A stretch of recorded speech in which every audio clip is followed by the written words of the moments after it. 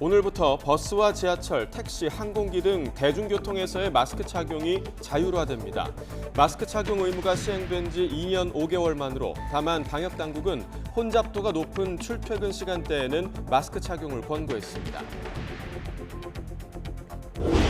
서울을 비롯한 수도권에 오늘 밤 9시까지 고농도 미세먼지 비상저감 조치가 시행됩니다. 이에 따라 지역 내 석탄발전소 3기가 가동 정지되고 폐기물 소각장 등 미세먼지 배출 사업장을 중심으로 조업 시간과 가동률이 조정됩니다. 스위스 최대 금융기관 UBS가 세계 금융 불안의 중심에 놓인 크레디트 스위스를 32억 달러에 인수하기로 했습니다. 월가 큰손인 워런 버핏 버크셔 해서웨이 회장은 실리콘밸리 은행 파산에 따른 미국 금융권 구제에 동참할 가능성이 제기됐습니다. 대통령실과 국민의힘이 한일 정상회담에 대한 야권의 비판을 일축하고 관련 법령 개정 등 후속 조치를 신속하게 추진하기로 했습니다. 반면 민주당은 역대 최악의 굴종 외교라며 날선 비판을 이어갔습니다. 유엔 안전보장이사회가 오늘 소집돼 북한의 대륙간 탄도미사일 ICBM 발사 문제를 논의합니다. 주요 7개국 G7은 중국과 러시아를 겨냥해 일부 회원국의 반대로 안보리가 아무런 대북 조치를 취하지 못하고 있다고 비판했습니다. 북한의 연쇄 도발 속에 한국과 미국의 대규모 연합 상륙 훈련인 쌍용훈련이 오늘부터 다음 달 3일까지 경북 포항 일대에서 진행됩니다. 여단급 규모로 시행되던 쌍용훈련은 지난 2018년 이후 중단됐다가 이번에 4단급으로 규모를 키워 5년 만에 재개됐습니다. 시청자 여러분 안녕하십니까? 3월 20일 월요일 굿모닝 YTN 2부 시작합니다. 오늘부터 대중교통에서도 마스크 착용 의무가 해제됩니다. 이제 병원과 약국, 일부 감염 취약시설을 제외하면 마스크 착용 의무가 모두 자율로 바뀌게 되는데 정부는 고위험군의 경우엔 마스크를 계속 쓰는 게 좋다고 권고했습니다. 보도에 김연아 기자입니다. 지난 2020년 3월 사람들은 마스크를 사려고 밤샘도 마다치 않았습니다. 전국적인 마스크 품귀 현상으로 온 국민이 발을 구르며 불안에 떨었습니다. 하지만 7번의 코로나19 대유행이 지나가고 실내 마스크 착용이 의무화한 지 2년 5개월여 만에 오늘부터는 버스와 지하철, 기차, 택시와 항공기 등 모든 대중교통에서 마스크 착용 여부가 자율에 맡겨집니다. 지난 1월 실내 마스크 의무 완화 이후에도 하루 평균 확진자가 37.5% 줄고 위중증 환자도 54.6% 감소한 데 따른 판단입니다. 코로나19 발생 감소세가 유지 중이고 의무 없이도 실내 마스크 착용 의향이 높게 나타나는 점을 고려하여 대중교통 이용자가 자율적으로 판단할 수 있는 영역을 확대하고자 합니다. 대형마트나 역사에 있는 약국에서도 마스크 착용 의무가 없어지면서 한 장소 안에서 마스크를 썼다 벗었다 할 일도 없어졌습니다. 이제 마스크 착용 의무가 남은 곳은 병원과 일반 약국 등 의료기관과 요양원 등 감염 취약시설뿐입니다. 정부는 일상 회복에 따라 고위험군 관리에 더욱 집중할 예정입니다. 방역당국은 일상에서 마스크 착용이 자율로 바뀌었지만 고위험군의 경우 사람이 모이는 곳에선 적극적으로 마스크를 착용해달라고 권고했습니다. 아울러 코로나19 백신 접종과 먹는 치료제 처방 강화로 위중증화 비율을 떨어뜨리는 데 집중할 계획입니다. YTN 김연아입니다.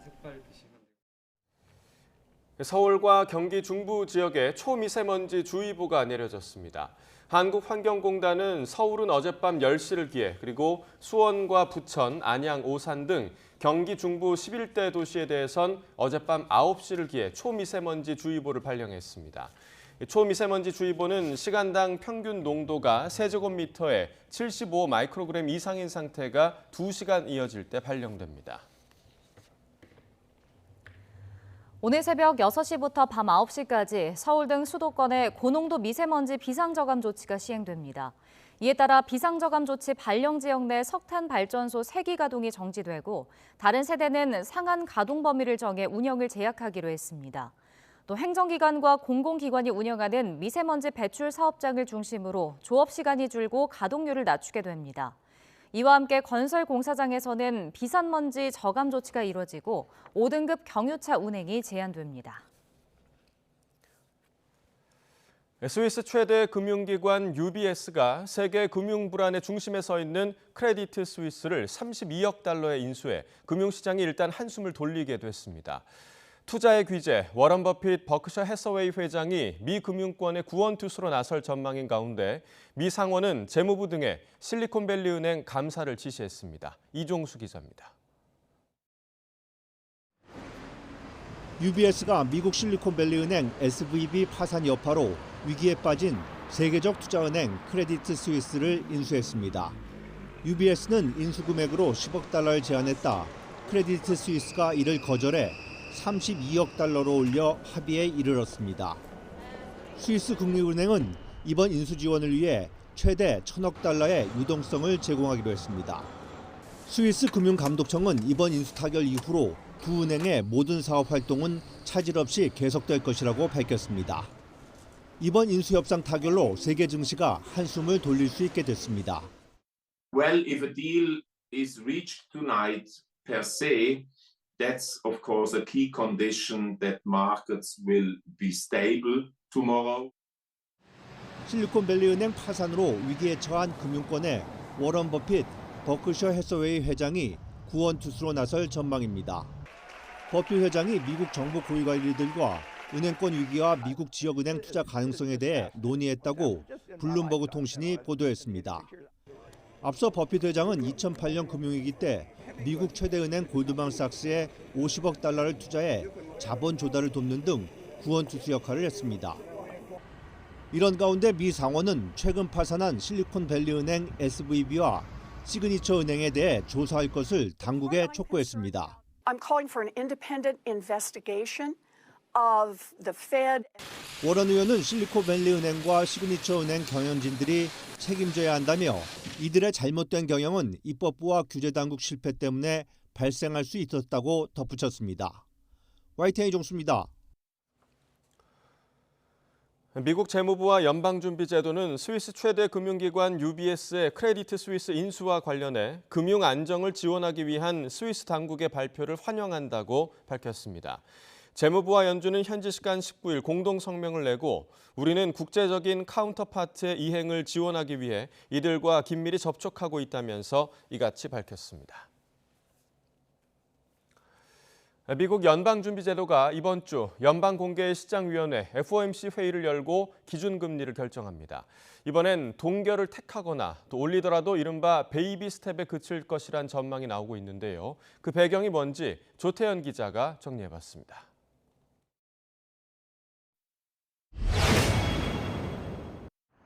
세계 금융시장을 덮친 미국 실리콘밸리뱅크 파산 사태의 가장 큰 이유는 급격한 기준금리 인상입니다.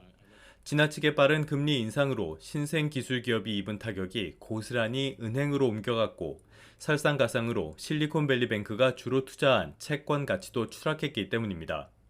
여기에 오락가락하는 제롬 파월 미국 연방준비제도 의장의 발언 역시 혼란을 키우며 연준은 곤혹스러운 처지에 몰렸습니다. We can now say, I think, for the first time, that the disinflationary process has started.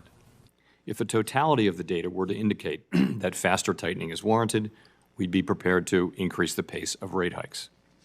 And I stress that no decision has been made on this. 미국 통화 정책에 대한 비판이 커지는 가운데 극단적인 긴축의 배경이 됐던 고물가는 조금씩이나마 잡히는 모습입니다. 지난달 미국 소비자 물가는 1년 전보다 6% 올랐습니다. 여전히 가파른 오름세지만 지난 2021년 9월 이후론 가장 작은 상승폭이었습니다. 시장의 기대치하고도 부합을 했고 그래서 조금 상당히 좀 긍정적이지 않나 이러면은 이제 3월 이후로는 5%대로 확실하게 거의 진입이 될 것 같다는 그런 생각이 들고 있습니다. 조금씩 둔화하는 물가 흐름 속에 은행의 줄 파산까지 연준이 추가 기준금리 인상에 큰 부담을 느낄 수밖에 없다는 점에는 이견이 없습니다. 현지 시간으로 21일부터 22일까지 진행될 이번 달 연방공개시장위원회 회의에선 기준금리를 동결하거나 인상하더라도 0.25%포인트, 이른바 베이비 스텝에 머물 것이란 전망이 나오는 이유입니다. 이렇게 우려가 많아지게 되면은 조금 대차대조표상으로 불안하다고 생각하는 은행에서 기대에 따라서 뱅크런이 일어나게 되고, 추가적으로 뱅크런을 막아야 되는 공적 자금이라든지 여러 가지 안정기금을 써야 되기 때문에 쉽사리 금리를 올릴 수 없는 구조라고 보시면 될 것 같습니다. 만약 미국 연준이 이번에 기준금리 동결을 결정한다면 미국의 긴축은 사실상 마무리됐다는 평가가 나올 것으로 보입니다. YTN 조태현입니다. 대통령실이 이번 방일을 통해 윤석열 대통령이 일본의 마음을 열었다면서 한일 관계의 판이 바뀌었다고 강조했습니다. 하지만 더불어민주당은 역대 최악의 굴종, 조공 외교라고 비판 수위를 높였습니다. 보도에 조은지 기자입니다. 외교가 상대방 마음을 열고 관계의 판을 바꾸는 거라면 윤석열 대통령의 이번 방일은 커다란 성공이다. 우리 대통령실의 평가입니다. 단 이틀이었지만 윤 대통령이 결단하고 일본의 정치, 경제, 미래 세대와 충분히 교감한 덕분에 주도권이 우리에게 왔다고 강조했습니다. 한국 정부가 한일 관계에서 상대적으로 유리한 위치가 됐고 한미일 관계, 더 나아가서 국제 관계에서도 주도적 위치를 차지할 수 있는 분위기가 조성됐다. 기시다 총리와 독대 뒤풀이 때 일본 드라마 고독한 미식가 얘기를 나눈 일. 아소다로 자민당 부총재와 오므라이스 달걀 두께를 논한 일. 공명당 대표가 지난해 선물 받은 윤 대통령 시계를 차고 나온 일 등 이모저모 방일 뒷얘기도 전했습니다. 윤 대통령이 일장기에 목례해서 논란이 된 이 장면, 대통령실은 일본식 의전으로 기시다 총리가 태극기에 고개를 깊이 숙인 모습은 촬영 각도상 명확하게 안 보였다고 설명했습니다. 야당이 이런 지역적인 문제를 정쟁화한다면서 반일 감정을 이용해 알량한 정치 이익을 도모하는 세력이 있다고 비판했습니다. 국민의힘은 야당이 국익은 내팽개치고 외교 문제까지 이재명 방탄용으로 쓴다고 비판했습니다. 또 반일, 친중, 종북, 현미 같은 운동권 냉동인간의 시각은 버리라고 지적했습니다. 두려움에 짓눌려 아무것도 하지 않는 비겁함보다는 과감하게 행동하는 용기가 필요한 때입니다. 민주당은 대체 누구를 위한 외교냐, 역대 최악의 굴종, 조공이라고 반박했습니다. 시작부터 강제징용 면죄부를 주더니 독도나 위안부 문제에 한마디도 못하고 만찬에서 폭탄주만 마셨다고 지적했습니다. 일반 기업의 영업사원이 윤석열 대통령처럼 영업했다면 기업의 오너로부터 배임 혐의로 고소고발 당했을 것입니다. 여기에 오는 24일 서해 수호의 날에 윤 대통령이 대북 강경 메시지를 준비하고 있어서 윤석열 정부 외교 노선을 둘러싼 논란은 북한까지 외연을 넓혀 더 길고 거칠게 이어질 가능성이 커 보입니다. YTN 조은지입니다. 국민의힘 새 지도부와 정부, 대통령실이 고위 당정협의회를 열고 한일 정상회담의 후속 조치를 위해 총력을 다하기로 약속했습니다. 또 윤석열 대통령이 보완 지시를 내린 주 69시간 노동 방안에 대해선 잘못된 프레임이 씌워졌다며 보완 대책을 마련하기로 했습니다. 박기환 기자의 보도입니다. 국민의힘 김기현 대표 취임 뒤 처음으로 공식 석상에서 모인 여당과 정부, 대통령실. 역시 화두는 한일 정상회담의 성과였습니다. 먼저 윤석열 대통령의 방일이 미래지향적 한일 관계 구축에 획기적인 계기가 됐다고 평가했습니다. 이번 정상회담을 통해서 양국은 미래지향적인 한일 관계 구축에 합의했습니다. 우리가 반드시 가야 하는 필수적인 그러한 방향이라고 생각합니다. 하지만 강제징용 해법을 둘러싼 반대 여론이 여전한 만큼 이번 방일 성과를 국민에게 알리는 건 물론 미래 파트너십 기금 등 후속 조치에 총 역량을 집중하기로 했습니다. 악화일로 했던 한일 관계가 정상 복원되었습니다. 한일 정상회담의 성과가 국민의 삶에서 실제 체감될 수 있도록 후속 조치 마련에 최선을 다해야 하겠습니다. 참석자들은 또 강제징용 해법이 피해자, 유족과의 직접 소통에 기반해야 한다면서도 재단을 통한 판결금 지급은 타질 없이 이뤄져야 한다고 추진 의지를 분명히 했습니다. 이와 별개로 윤석열 대통령이 직접 보완을 지시한 주 69시간 근로 방안에 대한 구체적인 해명도 나왔습니다. 김대기 대통령 비서실장은 원래 취지는 근로자에게 혜택을 주자는 거였다며 보완을 약속했습니다. 주 69시간이라는 아주 극단적이고 별로 일어날 수 없는 그런 프레임이 씌워지면서 진위가 제대로 전달이 되지 못한 측면이 있습니다. 고위 당정협의회는 이와 함께 김 대표가 강조한 정부 여당의 원팀 기조에 맞춰 정부 정책 발표에 앞서 충분한 논의를 통해 부작용과 확대 해석을 막아야 한다는 데 공감했습니다. YTN 박견입니다.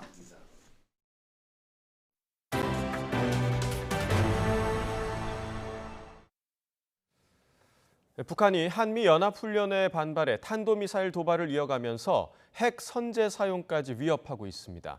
이에 대응해 유엔 안보리가 오늘 공개회의를 여는데요. 구체적인 결과물을 도출할 수 있을지는 미지수입니다. 조수연 기자가 보도합니다. 한미연합연습 자유해방패 시작 하루 전인 지난 12일, 북한은 함남 신포 해상 잠수함에서 순항미사일 2발을 발사했습니다. 그리고 이틀 뒤 동해로 단거리 미사일 2발을 발사했고 16일에는 화성 17형으로 추정되는 대륙간 탄도미사일 ICBM을 쏘아 올렸습니다. 이어 사흘 만에 단거리 탄도미사일을 발사하는 등 예년과 달리 연합훈련 기간에 잦은 도발을 이어가는 모습입니다. 김정은 위원장은 한미를 향해 압도적인 공세 조치로 대응해 나갈 것이라며 핵무력의 선제적 사용까지 위협했습니다. 반공화국 군사적 준동이 지속되고 확대될수록 저들에게 다가오는 돌이킬 수 없는 위협이 엄중한 수준에 이르게 된다는 것을 스스로 깨닫게 만들 것이라고 대적 대응 방침을 피력하셨습니다. 북한의 ICBM 발사에 대응해 유엔 안보리는 공개회의를 개최합니다. 이번 회의는 미국과 일본의 요청에 따라 소집됐고 비이사국인 우리나라도 함께 목소리를 낸 것으로 알려졌습니다. 한미일은 유엔 안보리 결의들을 위반한 북한의 탄도미사일 발사를 강력히 규탄하고 안보리 차원의 대응을 촉구할 전망입니다. 하지만 안보리 상임이사국으로 거부권을 지닌 중국과 러시아의 반대가 여전해 쉽지 않은 상황입니다. 미국은 지난달 안보리 회의에서 의장 성명 재추진 입장을 밝혔지만 아직 이렇다 할 진전이 없습니다. 안보리 대북 제재 무용론이 이어지는 가운데 이번 회의에서도 의장 성명이나 언론 성명 등 실질적인 결과물을 도출하지 못할 경우 비판이 예상됩니다. YTN 조수연입니다. 주요 7개국 G7 외교장관들이 현지 시간 19일 성명을 내고 북한의 대륙간 탄도미사일 시험 발사와 관련해 유엔 안전보장이사회가 행동을 보이지 않는 데 유감을 표명했습니다. 로이터 통신에 따르면 G7 외교장관들은 성명에서 유엔 안보리 일부 회원국이 조치를 취하는 것을 방해하고 있다고 언급했습니다. 해당 회원국의 이름을 구체적으로 적시하진 않았지만 북한에 대한 추가 대응을 제지해온 중국과 러시아를 가리킨 것으로 풀이됩니다. 한미가 5년 만에 대규모 연합 상륙 훈련을 실시합니다. 해병대는 한미 해군과 해병대가 오늘부터 다음 달 3일까지 경북 포항 일대에서 연합 상륙 훈련인 쌍용 훈련을 실시한다고 밝혔습니다. 이번 훈련은 2018년 이후 중단됐다가 지난해 한미 국방장관 회담을 계기로 5년 만에 여단급에서 사단급으로 규모를 키워 재개됩니다. 시진핑 중국 국가주석이 오늘 러시아를 방문합니다. 중국 외교부는 앞서 시 주석이 블라디미르 푸틴 러시아 대통령의 초청으로 오늘부터 22일까지 국빈 방문한다고 밝혔습니다. 시 주석은 방러 기간 푸틴 대통령과 만나 우크라이나 평화 중재 등에 대해 논의할 예정입니다. 푸틴과의 정상회담에 이어 젤렌스키 우크라이나 대통령과 회담 가능성도 제기되고 있는데 아직 이에 대한 구체적인 언급은 없었습니다. 정부가 혈세를 들여 국책과제로 핵심 교통 인프라인 고속철도와 트램 기술을 개발했습니다. 이 트램은 국내 입찰 때 외국산에 대한 방어 장치가 부실해 중국산에 빼앗겼고 고속철도 오늘 발표되는 코레일 입찰에서 마찬가지 신세가 될 수 있다는 우려가 나옵니다. 보도에 이승윤 기자입니다. 탄소 배출 없이 폴란드 수도 바르샤바 시내를 달리는 한국산 트램. 튀르키예에서도 시민의 발이 들고 있습니다. 트램 기술은 무려 10년여 동안 888억 원을 투입해 개발한 국책 사업입니다. 정작 국내에선 우리 기술로 만든 트램이 달리지 못하고 있습니다. 위례선 트램 사업은 핵심인 기계 분야에서 주로 중국 기술을 들여온 업체가 따냈습니다. 차량 구매 부품 공급자 목록을 보면 기계 분야는 주로 중국산이고 국내산은 찾아볼 수 없습니다. 특히 핵심 기술인 대차 시스템엔 중국 국영기업 CRRC, 중고중차가 등장합니다. 이렇게 된 것은 가격만 주로 따지는 최저 입찰제 때문입니다. 무려 20년 넘게 2조 7천억 원이 투자된 고속철도 기술도 그럴 위기에 처했습니다.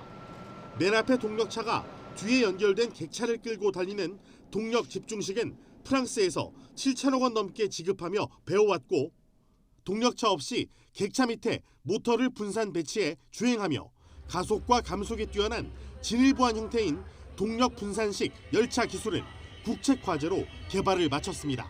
그런데 국내 고속철도 입찰엔 고속철 설계나 제작 실적이 없어도 참여가 가능합니다. 능력 검증 과정이 모호하거나 유명무실한 기술 평가를 통과하면 최저가를 써낸 업체가 선정되는 방식입니다. 지금 철도공사는 일단 기술 평가는 가이드라인으로 돼 있어요. 85점 이상 되는 데는 다 참여한다. 네. 그리고 결국은 이제 입찰 가격이 얼마냐에 따라서 낙찰되니까 사실 최저가 낙찰제나 거의 다 같은 거란 말이에요. 네. 미국과 EU, 일본, 중국은 핵심 인프라인 고속철 기술 보호를 위해 기술 중심의 입찰 제도 같은 철저한 규제 장벽을 마련해 놓은 상태입니다. 최소한 국책과제 기술은 우선 고려할 수 있도록 기술과 가격을 분리하지 않고 함께 평가하는 제도의 도입이 필요하다는 지적이 나옵니다. 최소 30년 동안 쓰면서 정비하고 보수하고 하는데도 또 역시 비용이 들어가기 때문에 차량을 구매하는 그 당시에 구매값뿐만이 아니라 향후 쓸 수 있는 연도 총 30년 동안의 전 생애 비용을 종합적으로 평가해서 이런 가운데 오늘 결과가 발표될 예정인 코레일의 KTX 평택 오송선 고속열차 입찰에서 혈세를 들여 개발한 고속철 기술이 과연 선택을 받게 될지 관심이 쏠리고 있습니다. YTN 이승윤입니다. 최근 시중은행을 포함한 전 금융권에서 대출금리 인하 움직임이 확산하고 있지만 저축은행은 오히려 오르는 것으로 나타났습니다. 예금금리 평균이 3%대까지 내려앉은 것과도 정반대 흐름인데요. 어떤 이유 때문인지 강희경 기자가 보도합니다. 제1금융권에서 돈을 구하지 못한 사람들이 향하는 곳, 제2금융권으로 불리는 저축은행입니다. 옛날에는 그렇거든요. 제가 뭐 만약에 5천만 원이 연봉이다 라고 하면 막 7천, 8천까지 주는데 요즘 5천만 원 연봉이다면 3천, 4천 정도밖에 안 나오더라고요. 근데 난 돈이 필요해요. 그럼 어떻게 하겠어요? 어쩔 수 없이 높은 금리를 감당한다는 건데 최근 저축은행이 대출금리를 더 높여받고 있는 것으로 나타났습니다. 지난달 공시된 저축은행의 신용대출 평균금리는 16.28%로 전달보다 0.25%포인트나 올랐습니다. 최근 시중은행을 비롯한 금융권 전반에 대출금리 인하 바람이 불고 있는 것과 정반대 움직임입니다. 반면 예금금리는 오히려 떨어지고 있습니다.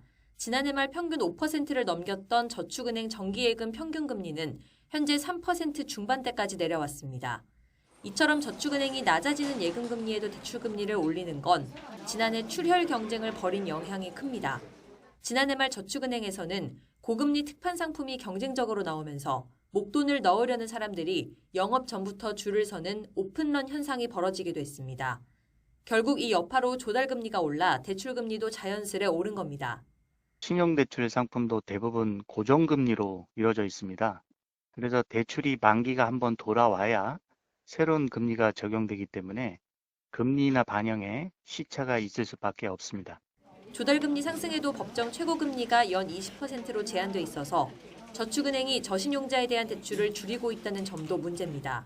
대출 자금이 필요한 분들이 대출 상한 금리에 의해서 묶인 상태에서 대출 금리가 높아지면서 대출 공급이 이루어지지 않고 있기 때문에 대출 상한 금리에 대한 현실화가 필요하다고 생각되고요.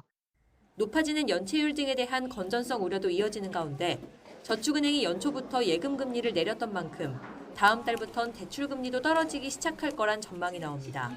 YTN 강희경입니다.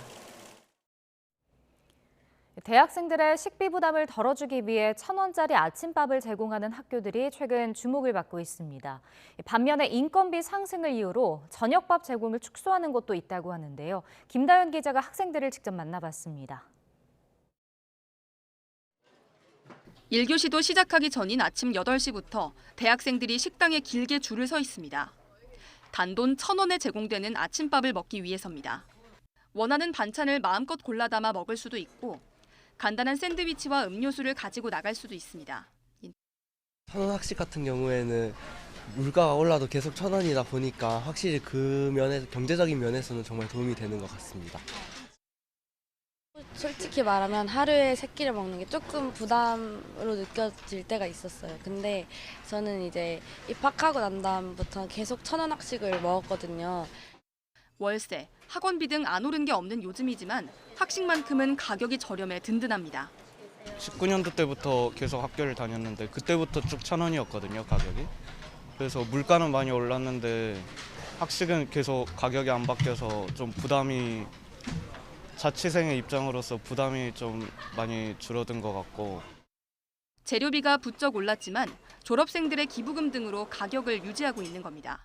대학생들이 원래 높은 결식률을 보이고 있고 최소한 이 1,000원 가격을 유지해서 우리 학생들은 아침 한 끼런이라도 좀 부담 없이 먹을 수 있게끔 하자라는 선배들의 마음을 계속 유지하고자 1,000원 아침밥을 판매하는 또 다른 대학교. 최근 총학생의 지원으로 공짜로 아침을 제공하는 행사가 열리기도 했습니다. 아침 8시부터 나눠주기 시작한 식권 100장은 20분 만에 동났습니다. 행사 시작한 날부터 매일매일 오고 있습니다. 근데 또 마침 오늘은 특히 더 공짜로 행사를 또 진행해 주신다고 하셔서 평소보다도 더 일찍 일어나서 여기까지 오게 된 것 같습니다. 저는 원래 아침을 안 먹는데도 이렇게 좋은 행사를 학교에서 한다고 하니까 찾아와서 3일째 지금 먹고 있거든요. 두 대학 모두 정부 지원을 받아 저렴한 학식을 제공하고 있는데 모든 대학이 이런 건 아닙니다. 서울의 한 대학교에선 인건비 상승으로 조리 인력을 구하기 어려워 식당 5곳 가운데 한 곳에서만 저녁 식사를 제공합니다. 학생들에겐 부담이 될 수밖에 없습니다.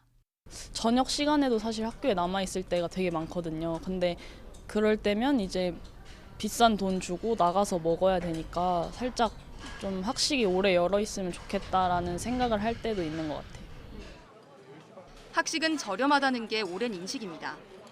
고물가와 인건비 상승이라는 무시하지 못할 현실적인 문제들이 있긴 하지만 대학생들의 부담을 덜어줄 노력은 필요해 보입니다. YTN 김다현입니다. 오늘 새벽 2시 50분쯤 인천 계양구 효성동에 있는 아파트 단지 뒤편 야산에서 불이 났습니다. 산림당국은 장비 8대와 대원 40여 명을 투입해 20분 만에 큰 불길을 잡았습니다. 다친 사람이나 시설 피해는 없었습니다. 어제 오후 5시 반쯤 전북 부안군 행안면 삼간리에 있는 야산에서 불이 나 40분 만에 꺼졌습니다. 70대 남성이 불을 끄려다가 손과 얼굴에 2도 화상을 입고 병원으로 옮겨졌습니다. 또 소나무와 잡목이 타는 등 소방추산 190만 원의 재산 피해가 났습니다. 어젯밤 10시쯤 강원 철원군 동송읍에 있는 식당에서 불이 났습니다. 화재 당시 식당이 비어있어 다친 사람은 없었지만 330제곱미터 규모 1층짜리 식당 건물이 모두 탔습니다. 소방은 1시간 40분 만에 불을 완전히 끄고 화재 원인을 조사하고 있습니다.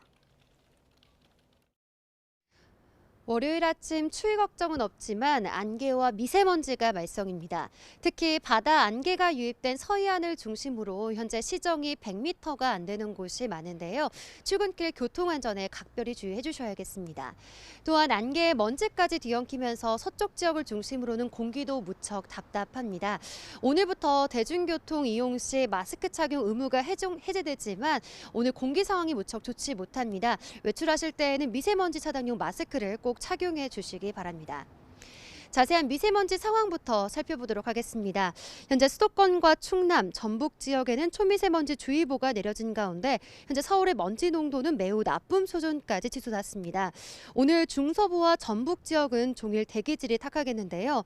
따라서 수도권 지역에는 고농도 미세먼지 비상 저감 조치도 내려졌습니다. 오늘 저녁 9시까지 수도권 지역의 공공사업장과 공사장은 운영 시간을 단축하고 5등급 차량 운행도 제한된다는 점 참고해 주시기 바랍니다. 오늘 기온은 어제보다 높아서 온화하겠습니다. 현재 서울은 3.3도, 대전 2.3도 등 어제보다 1에서 3도가량 높고요. 낮 기온도 서울 16도, 대전과 대구 20도, 광주는 21도로 어제보다 1에서 2도 정도 높겠습니다. 날은 점점 더 따뜻해지며 주 중반까지 기온이 20도를 웃도는 곳이 많겠습니다. 하지만 일교차는 더욱 크게 벌어지겠고요. 내일 제주도를 시작으로 목요일까지 남부지방에 비 소식이 있습니다. 오늘 대기도 무척 건조합니다. 연일 맑은 날씨가 이어지면서 대부분 지역으로 건조주의보가 확대됐는데요. 곳곳으로 크고 작은 화재 사고가 발생하고 있는 만큼 불씨 관리 철저하게 해주시기 바랍니다. 지금까지 YTN 홍나신입니다.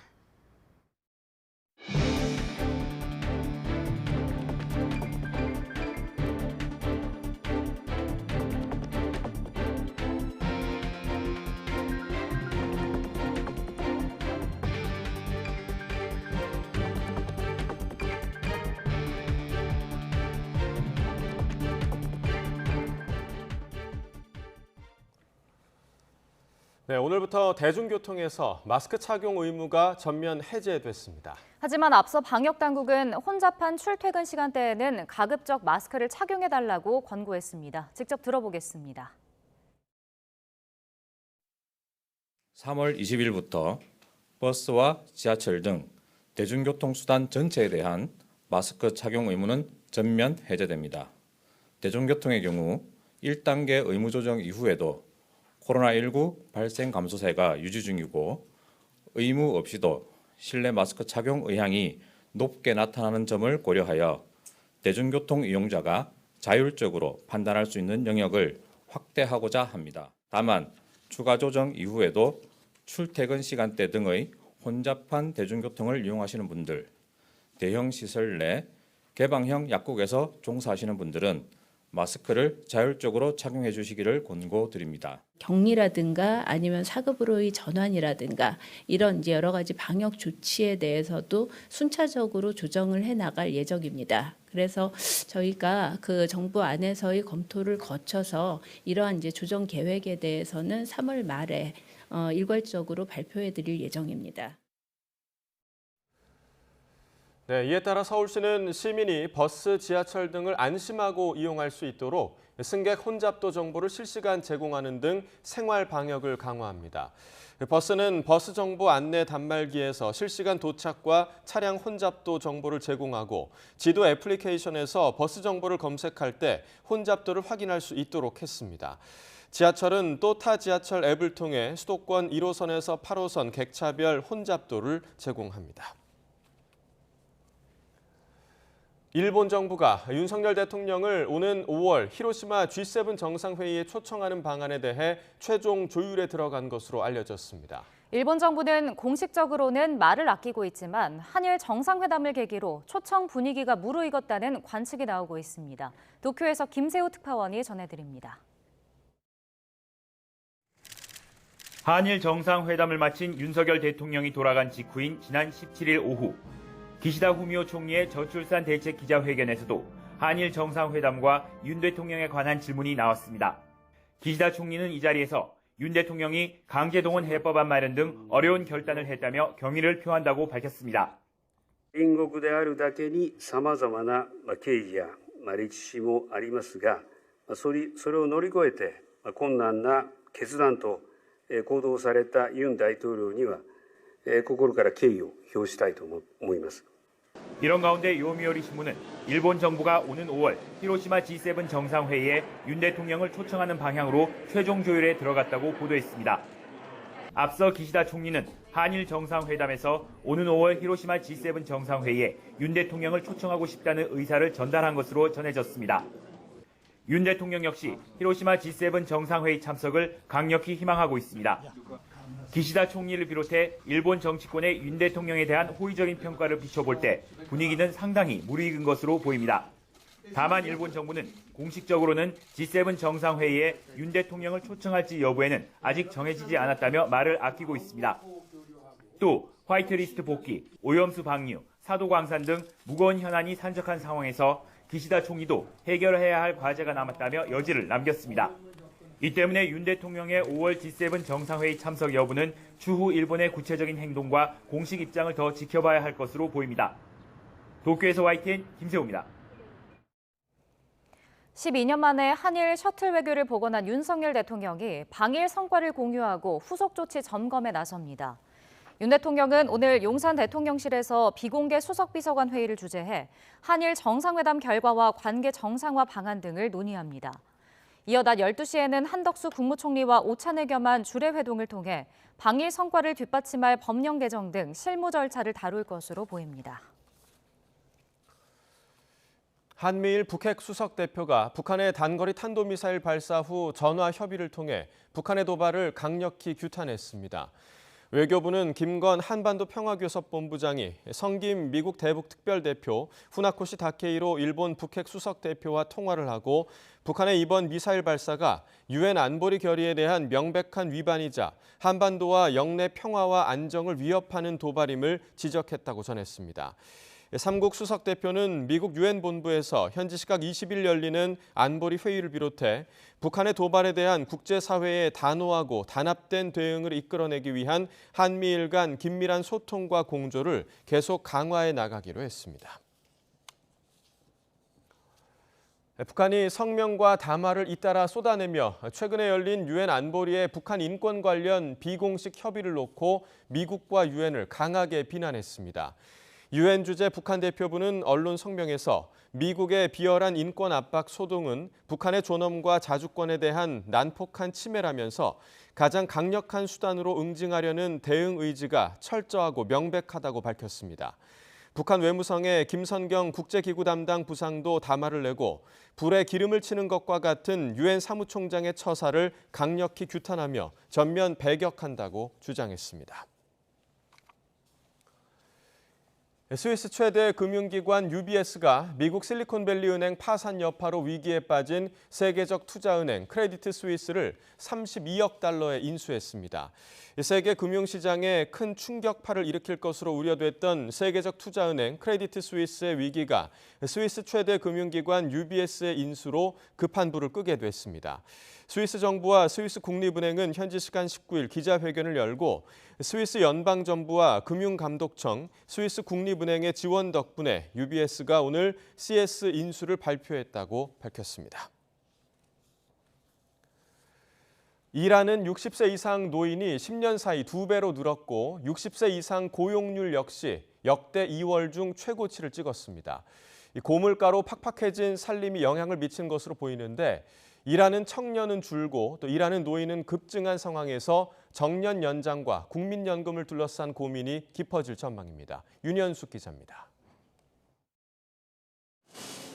요즘 제조업 현장의 고령화가 얼마나 심각한지 직접 물어봤습니다. 실질적으로 많이 고령화되고 있고요. 그리고 은퇴 시점이 되더라도 은퇴를 할 수 없는 그런 상황이죠. 고객사의 오퍼레이터들을 보면 다 연배가 60 가까이. 근데 젊은 사람들은 거의 없고요. 2월 기준 20대 이하 청년층 취업자는 1년 전보다 12만 5천 명 줄고 40대 취업자도 7만 7천 명 줄었지만 60세 이상 취업자는 41만 3천 명 늘었습니다. 특수고용직과 자영업자 등을 뺀 상용직과 임시직만 포함된 고용보험 가입자 수도 청년층은 줄고 노년층은 급등세입니다. 특히 60세 이상 취업자는 20년 전엔 185만 명에 불과했지만 2013년 273만 명으로 늘었고 올해는 10년 전보다 2배 이상으로 급증하며 역대 2월 기준 최대치를 찍었습니다. 1955년에서 63년 사이에 태어난 베이비 부머들이 본격적으로 고령층에 진입하며 60세 이상 인구 자체가 크게 늘었기 때문입니다. 지난해 7월 통계청 조사에서 55세에서 79세 고령층은 평균 73세까지 근로를 희망하는 것으로 나타났습니다. 10명 중 6명은 생활비 때문에, 3명은 일하는 즐거움 때문이었습니다. 이렇다 보니 60세 이상 고용률도 42.8%로 역대 2월 중 가장 높았는데 고물가 등으로 팍팍해진 살림도 영향을 미친 것으로 보입니다. 이처럼 일하는 청년은 점점 줄고 일하는 노인은 크게 늘어나는 상황에서 고갈이 우려되는 국민연금과 정년 연장을 둘러싼 우리 사회의 고민은 더욱 깊어질 전망입니다. YTN 윤현숙입니다.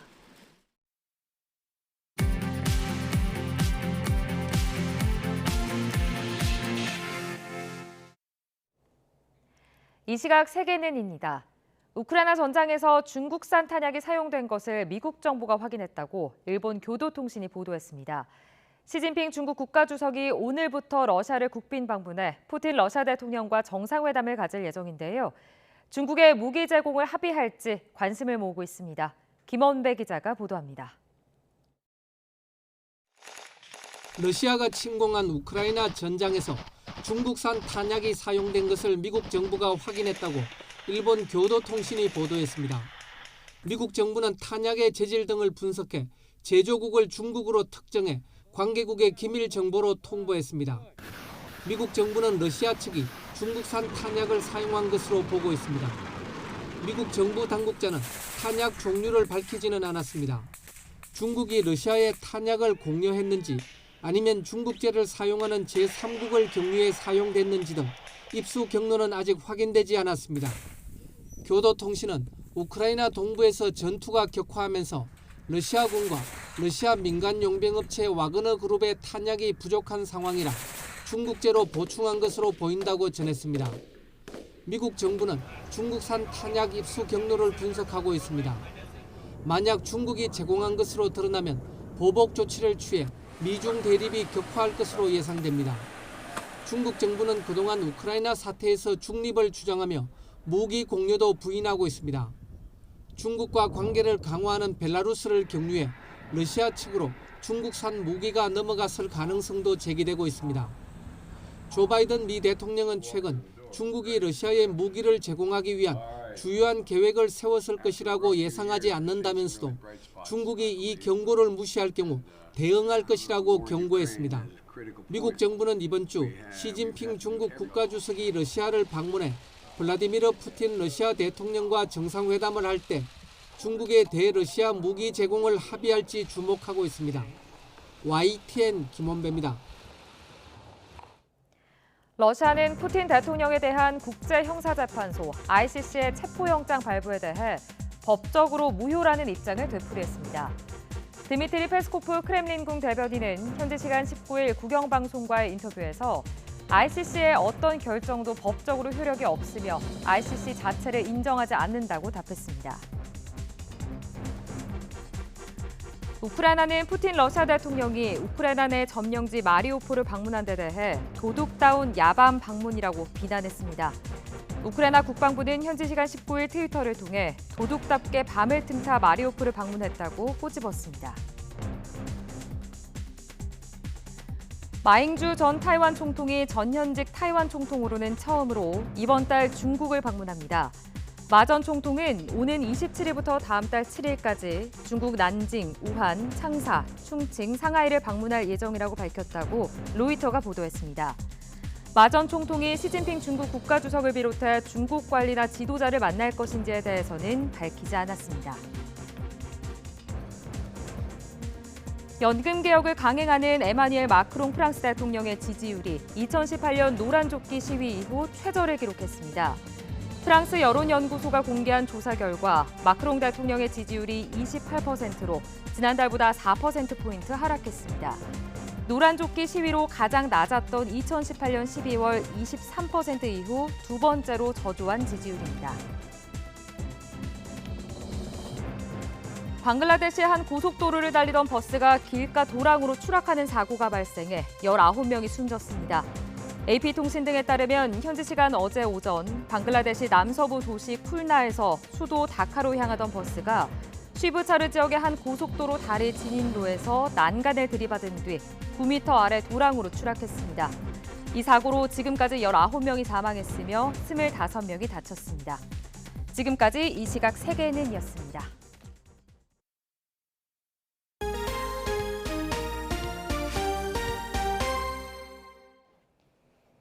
지난해 5월 문을 연 국내 첫 글로벌 테마파크인 춘천 레고랜드에 자치단체 예산도 상당 부분 투입됐는데 개장 첫 해 운영 결과를 놓고 말이 많습니다. 일자리 창출부터 경제 유발 효과, 관광객 유치까지 어느 것 하나 기대에 못 미치기 때문인데요. 재개장을 앞둔 레고랜드, 올해는 좀 다를지 홍성욱 기자가 전해드립니다. 지난해 5월 개장한 춘천 레고랜드. 시작은 좋았습니다. 연일 이어지는 인파에 장밋빛 기대를 키웠습니다.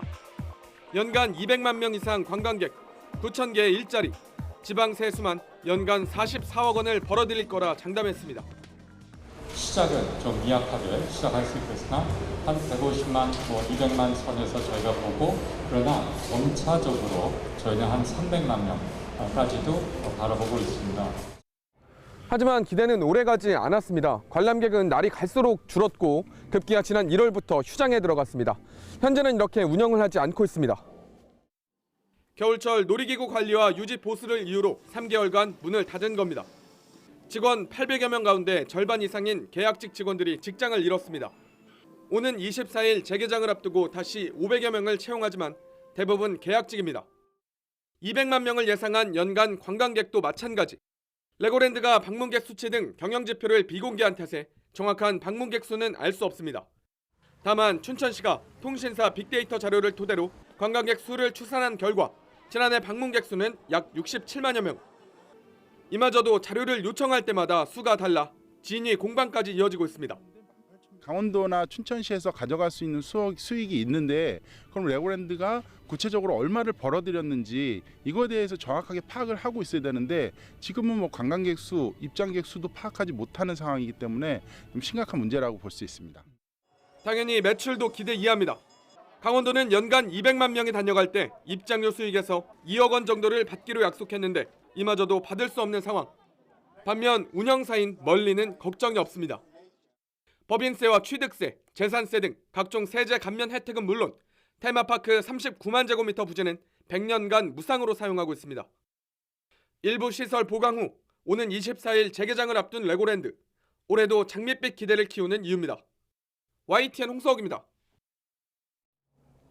일본 애니메이션과 할리우드 대작 흥행 속에 한국 영화가 장기 침체에서 벗어나지 못하고 있습니다. 지난달 한국 영화의 관객 수와 매출이 역대 최저를 기록했는데 영화적 체험을 요구하는 관객들의 눈높이에 맞추려는 변화가 필요하다는 지적이 나옵니다. 보도에 홍상희 기자입니다. 안중근 의사의 마지막 1년을 담은 뮤지컬 영화 윤재균 감독의 영웅은 관객 325만 명을 동원했지만 손익분기점을 넘지 못했습니다. 황정민, 현빈의 조합으로 관심을 모았던 임순례 감독의 교섭 성적은 관객 172만 명에 그쳤고, 조선 총독 암살 작전을 그린 설경구, 이한희 주연 유령은 관객 66만 명으로 흥행에 참패했습니다. 지난해 12월 올빼미 이후 손익분기점을 넘어선 한국 영화가 전무한 가운데 지난달 국내 작품의 매출과 관객 점유율은 19%대로 최저치를 기록했습니다. 전통적으로 한국 영화가 강세를 보였던 설 연휴 개봉 작품들도 흥행에 실패하면서 지난해 여름 범죄도시2의 1000만 기록 이후 침체의 늪에 빠진 모습입니다. 코로나19 상황 속에서 OTT가 굉장히 약진을 했거든요. OTT 드라마만 못한 영화들이 나오게 된 상황이 돼버렸죠. 그래서 이게 적체되지 않고 그 상황에 발빠르게 적응을 했어야 되는데 그런 점이 아쉽습니다. 한국 영화가 주춤하는 사이 극장가는 일본 애니메이션과 헐리우드 대작이 주도하고 있습니다. 더 퍼스트 슬램덩크 400만 돌파에 이어 스즈메의 문단속이 최단 기간 100만 관객을 넘어섰고, 아카데미 후보에 올랐던 작품들이 쏟아지면서 지난달 외화는 한국 영화의 4배가 넘는 수익을 냈습니다. 한국 영화의 장기 침체가 우려되면서 전문가들은 관객들의 달라진 눈높이에 맞추려는 변화가 아쉽다고 지적합니다. 작품성은 물론 시각과 청각적으로 몰입감을 높인 작품을 만들어 OTT 시청에 익숙해진 관객들에게 영화관에 가야 할 이유를 제시해야 한다는 것입니다.